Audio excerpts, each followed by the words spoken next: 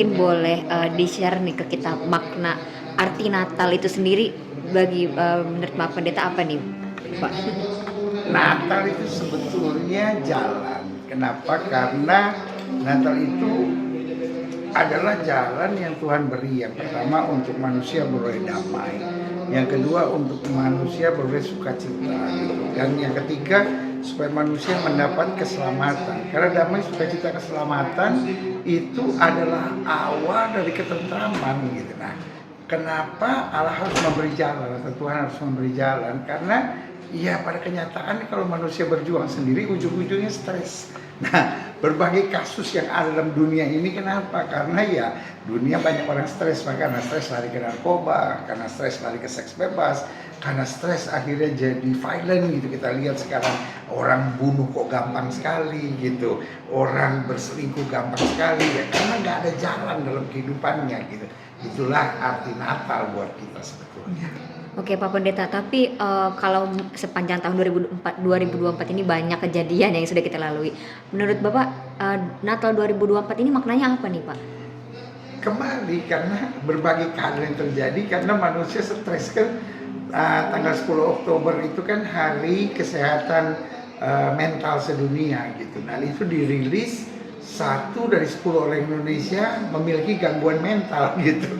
Nah jadi Natal seharusnya adalah momentum khususnya bagi umat Kristiani untuk menyadari gitu bahwa manusia kalau mau ngandalin dirinya sendiri, kekuatannya sendiri, lama-lama pasti tertekan, pasti stres. Dan itulah yang mengakibatkan banyak keputusan-keputusan bodoh yang diambil. Kenapa tingkat perceraian tinggi, kenapa tingkat narkoba tinggi, kenapa tingkat korupsi tinggi, ya karena manusia stres gitu. Manusia stres akhirnya jadi nekat gitu ngambil segala jalan gitu. Nah biarlah Natal menjadi momentum untuk kita tahu ada Tuhan lah gitu. Ada jalan untuk manusia beroleh damai, manusia beroleh sukacita, dan manusia beroleh keselamatan. Oke, Bapak, nah kehadiran Yesus Kristus ini di dunia untuk menghapus dosa, gimana untuk bagi umat yang mempercayai hal itu? Itu kan karena tertulis dalam firman Tuhan gitu. Karena begitu besar kasih Allah dunia ini sehingga telah mengaruniakan anaknya tunggal supaya siapa percaya kepada tidak binasa melainkan memiliki hidup yang kekal. Nah, akar dari segala-galanya kan sebetulnya dosa gitu. Nah, manusia coba menutupi dosanya kan dengan amal ibadah perbuatan baik gitu. Nah, tetapi kenyataannya motivasinya jadi ya udahlah saya berbuat baik supaya saya nggak masuk neraka gitu kan. Jadi akhirnya ya dibalik perbuatan baiknya sebetulnya ada niat-niat keegoisan diri gitu. Nah tetapi Natal mengajar kepada kita ya udah ada juru selamat yang buka jalan buat kita, ada juru selamat yang tolong kita, ya udah kita ikuti jalannya, jalan juru selamat saja gitu. Nah, Pak Pendeta, kalau untuk mengamalkan Natal nih bagi umatnya dalam kehidupan sehari-hari seperti apa, mungkin ada contohnya? Natal yang pertama tuh pasti kita wujudkan dalam kesederhanaan. Kenapa kesederhanaan? Karena Allah menjadi sama dengan manusia melalui jalan di kandang yang hina gitu. Jadi kalau orang merayakan Natal dengan mewah-mewah ya pasti ada yang nggak beres itu. Karena Natal bicara kesederhanaan gitu. Dan yang kedua Natal bicara tentang perdamaian gitu. Jadi kalau kita Natal masih benci orang, masih simpan kepahitan, masih simpan dendam gitu, ada yang nggak beres gitu. Karena Natal bicara damai. Waktu Natal belajar kita mengampuni semua orang yang bersalah dan belajar kita tidak lagi mengingat-ingat hal-hal yang menyakitkan buat kita. Dan yang ketiga, Natal adalah berita jangan takut. Aku memberitahukan kepadamu kesukaan besar. Telah lahir bagimu juru selamat di kota Daud. Artinya Natal adalah jangan takut gitu. Kita masih punya Tuhan gitu. Kita ini kan bukan orang-orang nggak jelas gitu. Kita ini kan orang beriman, orang beragama gitu. Nah, kita masih punya Tuhan kok. Buat apa gitu kita akhirnya takut, khawatir. Karena orang yang takut dan khawatir ini yang gampang percaya ke dukun lah, yang gampang percaya ramal-ramal nasib lah. Tapi waktu kita tahu ada Tuhan yang menolong kita, berserulah kepada Tuhan. Saya pikir semua agama yakin bahwa kita masih punya Tuhan, ya udah bersandar aja pada Tuhan. Maka ada damai, ada kasih, dan sekaligus kita menjalani hidup dalam kesederhanaan sebetulnya. Nah, dengan datangnya Natal ini kan pasti membawa kebahagiaan gitu ya bagi semua orang, bagi semua umatnya. Tapi bagaimana bagi orang-orang yang bisa dibilang kurang beruntung nih, Bapak, misalkan untuk para narkoba atau mungkin narapidana yang ada di sel, mungkin bagaimana cara mereka untuk merayakan Natalnya mungkin atau mengamalkan, gimana Bapak? Jadi itulah yang paling indah gitu. Natal bukan hanya bicara kemegahan, kemewahan, kemenangan gitu, enggak juga gitu. Tapi Natal bicara dalam situasi apapun, mensyukuri bahwa kita masih punya Tuhan. Jadi kawan-kawan yang mungkin dalam kondisi kelihatannya kurang beruntung, ada suaminya yang dipenjara, atau istrinya dipenjara, atau dia sedang dipenjara, atau mereka yang di rumah sakit, atau mereka yang di pinggir-pinggir jalan, atau mereka yang ada kekurangan, ingat saya kan masih punya Tuhan gitu. Karena manusia di saat itu pasti merendahkan, suami lu di penjara, bini lu di penjara, anak lu lagi di rumah sakit. Itu akan ditertawakan orang gitu. Tapi justru kebahagiaan kita di tengah lowest point of our life gitu. Makanya Yesus lahirnya yaitu di kandang gitu. Jadi ingat gitu, ada Tuhan yang mengerti kita, ada Tuhan yang memahami kita. Makanya Natal juga disebut Immanuel gitu, Allah beserta kita. Buat saudara-saudara yang sedang tidak beruntung gitu, biarlah melalui tayangan ini kita bisa melihat gitu, saya masih punya Tuhan kok. Tuhan hibur saya, Tuhan kuatkan saya. Manusia boleh merendahkan saya, tapi Tuhan menyertai saya dan memberi damai sejahtera. Dari sekian banyak mungkin kejadian kan banyak sekarang yang melihat malah anak muda yang dimana ada beberapa kasus yang kena malah anak muda. Apakah ini salah satu kayak anak-anak muda ini kurang beriman kepada Tuhan atau seperti apa sih Bapak? Kita nggak bisa menghakimi juga, cuman kadang-kala persoalannya sederhana, kita terlalu banyak melihat ke kiri dan ke kanan gitu.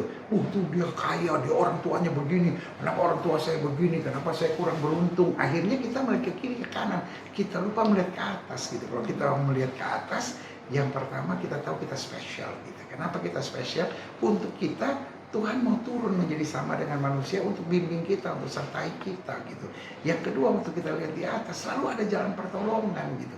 Dan yang ketiga, waktu kita tahu ada jalan di atas, berarti ada yang mengasihi kita. Jadi buat saudara-saudara yang merasa nobody love me gitu, semua orang ngecewain saya, semua orang nyebelin, semua orang nyakitin saya, semua orang mengkhianati saya, enggak juga gitu.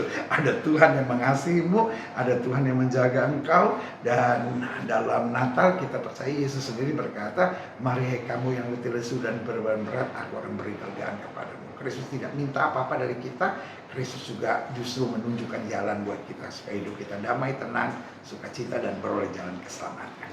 Oke, Bapak pesan nih untuk umat, bagi umat yang merayakan Natal, apa mungkin untuk Pesannya sama seperti pesan malaikat kepada gembala-gembala di padang. Jangan takut, aku memberitahukan kepadamu kesukaan besar bagi seluruh bangsa.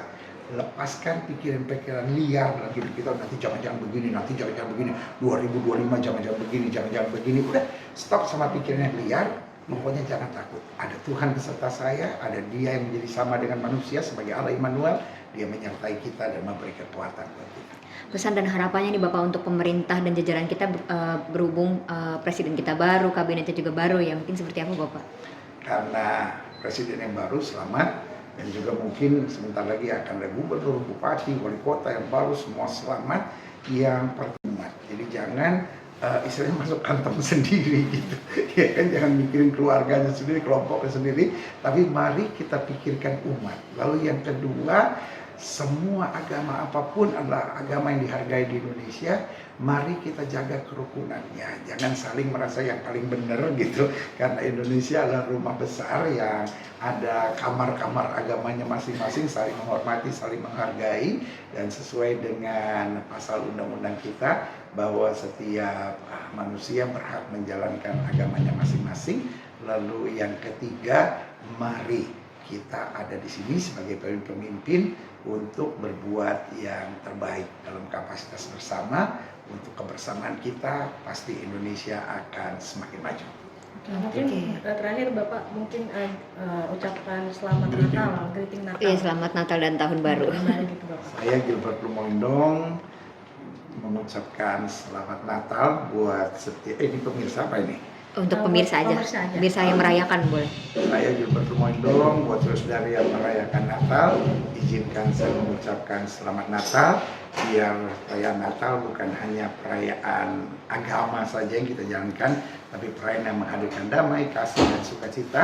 Dan seperti kesederhanaan Kristus, biarlah kita menjadi orang-orang yang sederhana, namun menjadi berkat buat orang lain. Dalam perayaan Natal kita bukan bertanya apa yang bisa saya dapatkan, tapi apa yang saya bisa bagikan untuk membawa damai, kasih, dan sukacita dari sorga terpancar buat orang di sekitar kita. Selamat Natal semua. Oke. Oke. Terima